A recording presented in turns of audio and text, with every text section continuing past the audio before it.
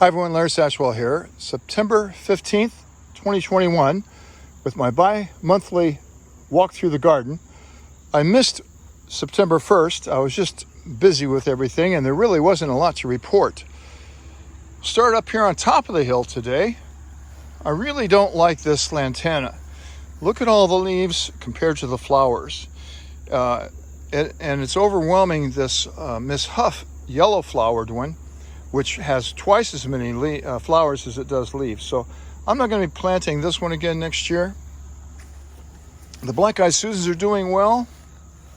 Right on the other side of those black-eyed Susans are the Coreopsis I planted in one of the videos this summer. They're doing great. Couldn't ask for more. Again, Miss Huff, and it's mixed with this annual. Looking really pretty right now. A lot of pollinators working today. A lot of bees on that what is that called? Speedweed? Yeah. A little disappointed in this plant this year. It really died back a lot. It's going to have blooms on it, not as many as last year. They look just like Shasta daisies. This is Vinca, and I'm hoping it becomes my new weed. It'll pop up everywhere and it'll come back year after year. And instead of pulling these things, I'm hoping these will get real thick in there. There's another weed right there that I missed the other day. And look at all the seeds on that. Let me pull that up. There's the seeds on that weed. And I want to put down a pre-emergent, but then at the same time, I really don't like putting it down because I miss a lot of volunteers. Black-eyed Susans over here. This is more Vinca. This is all volunteer from last year. There was a little bit here last year. This has all come up in with the salvia. So it's kind of overpowered, the salvia here, but they're doing okay. I've been weeding. And you can see the bare spots I've got. This is the Echinacea I rescued from Walmart. A butterfly coming through. A couple of the plants did die, but most of them lived, and they're going to be really looking good next year. This is a great time to plant perennials. In fact, I just got these different colored yarrows at the store the other day. Paid full price. Don't tell anybody. But I really wanted some different colors. The yarrow does really well on this hill. This, however, is an orange daylily that I don't like, and I don't like that it's here. I tried digging it up, but the roots are such a mass under there, and entangled in those roots are daffodil bulbs. So instead I cut it back, and then as it started growing a little bit, I sprayed it with vinegar, apple cider vinegar, trying to kill it. I think that would just be the best. Then I can plant something right on top of it next year. Speaking of new plants, these are foxgloves, and I thought I was going to lose one, but it's coming back. Foxgloves are biannuals. That means they grow like this one year and then the next year they bloom. And I'm really, one of my favorite flowers. I'm really looking forward to seeing it. This is the second flowering of the nicotine plant. This is the one that the hummingbird moths like. And I cut it back. It's got a lot of seeds on it. I'm hoping it's going to drop some seeds right here. And then again, I hate putting pre-emergent out when I want this plant to come back. This sage I'm a little disappointed in. I thought the flowers would be a lot bigger. They're very small. I don't see any hummingbirds on them. I do see a lot of pollinators though looking at them.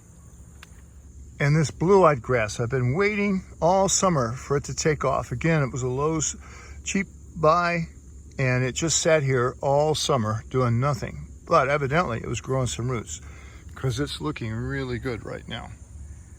Looking forward to seeing what's going to do next year. This is where I want to add some of that color to the yarrow, especially up in here where it's kind of died back, and I pulled all those weeds out of there. I have 3 hugelkultur beds. This is number 2. I call it number 2 because it's the second one, and you can see it's really sunk down here a lot. That means the wood I put in there at the bottom is rotted or rotting, and so this fall, in a couple of weeks, hi friends.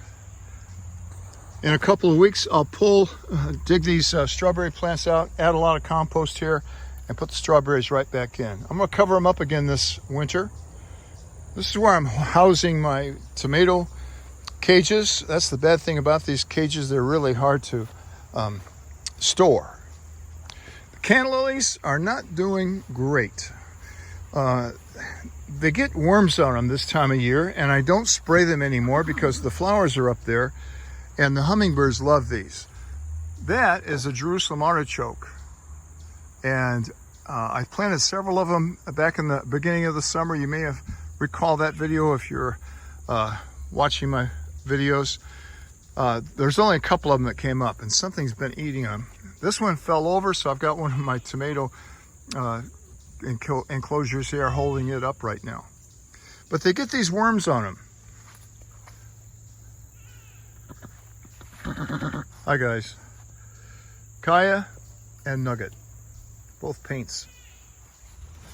So yesterday I cut these back a lot, trying to get rid of some of those worms. I put them in the chicken coop. I hope the chickens are going to eat them. They get leaves on them like this. Let me go over here and open this up. So this worm has already gone into its larva stage. Normally they look like maggots, but that will become a moth that lays their eggs, and they just make havoc of my canna lilies at this time of year. So I don't spray them because I don't want to interfere with the hummingbirds. That's what they look like before they go into that pupa stage. And you can see this one has lots of them in it.